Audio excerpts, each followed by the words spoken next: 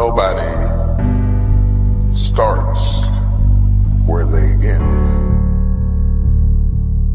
In between where you end and where you start, there is always a journey. You start out comfortable, and then things change. Life changes. Before you can stand out, you have to learn how to fit in. Things don't end up like they start. If you can survive the uncertainty, the questions, the confusion of not being where I used to be, but not being where I'm gonna be,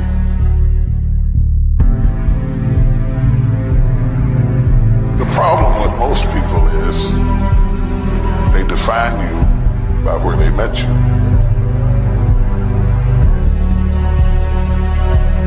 And as long as you stay on the step they met you on, you're okay. But the moment you take a step forward,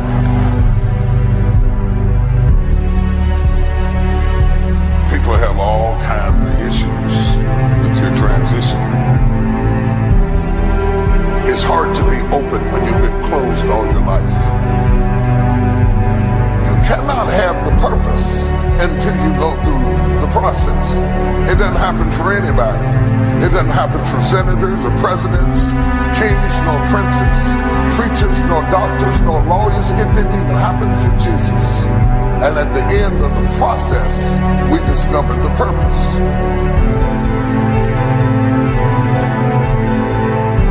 I have learned over the span of my life that things that come too fast are dangerous. I've learned not to despise the day of small beginnings.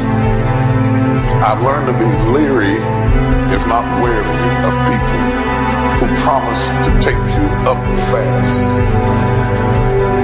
I have learned that it is the things that you discover along the way that make you able to stand the process of when you get there. You have to learn not to despise the day of small beginnings. Two things that will terminate your destiny is anger and doubt. You gotta believe that it's yours, and you cannot allow all of the critics and problems and issues and naysayers to make you bitter instead of better, because if you become angry, you'll miss the spot. You cannot mediate with something that you do not associate with. You'll make changes.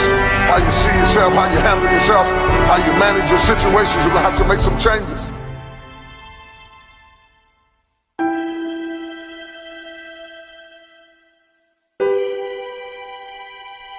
Doesn't mean you have low self-esteem, doesn't mean you have doubt, doesn't mean you have fear. But you gotta be honest enough to know my legs can't leap that high. So I gotta start right here.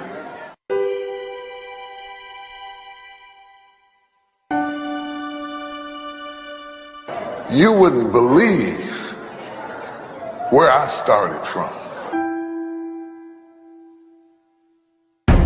When your why for overcoming is greater than the obstacle ceases to exist. Today is the day. It's time for you to awaken the champion within you. Now, Wayne Dyer said, there's no scarcity of opportunity to make a living at what you love. There's only a scarcity of resolve to make it happen. Now, how bad do you want it? Now, the obstacle you're facing, how bad do you want it? Might seem insurmountable. How bad do you want it? But I'm here to tell you, God still moves mountains today. You are made to glorify the one who sits on high. As a man thinketh in his heart, so is he. You were made to be blessed and unstoppable. I don't want you to worry about how. I just want you to dig deep down. Your whole life is about to change right now. When you mix your passion with discipline, what other people say or think about you becomes irrelevant. You haven't even begun to touch the surface of what you're capable of doing. Day in and day out, you gotta beat on your craft until you master it. I'm not speaking right now to the physical you. I'm going deeper. I'm speaking to your spirit. That champion that resides within you. Arise. See, here's the secret. Nobody can motivate you. They can only point you to the power and energy that resides within yourself. You keep saying you want to be successful, but your work ethic, the actions you take, have to match the words that you keep saying out of your mouth. There's no goal, no obstacle, no challenge that can deny the person that masters the art of hard work. Let your grind do all the talking. You can't purchase greatness with a mediocre work habit. You keep writing a check for greatness and it keeps bouncing, coming back. Insufficient work ethic. Mediocre is a foreign language to a champion. No comprende. They don't speak mediocre. They don't speak average. Champions speak excellence, greatness, hard work, discipline, perseverance. We are champions because of that. Speak victory. Declare victory. Project victory. Chase victory. Pursue victory. Exemplify victory. Master victory. Then conquer victory. Raise your standard to that of greatness. Because you're not doing it for yourself. You're doing it to honor the God you serve. Grind and hustle are universal words recognized in every language. You gotta leverage every second of time. Give no time, energy, or resources to anything that doesn't belong in your future. If it's not moving you toward your dreams, get rid of it. The number one reason people fail is lack of focus.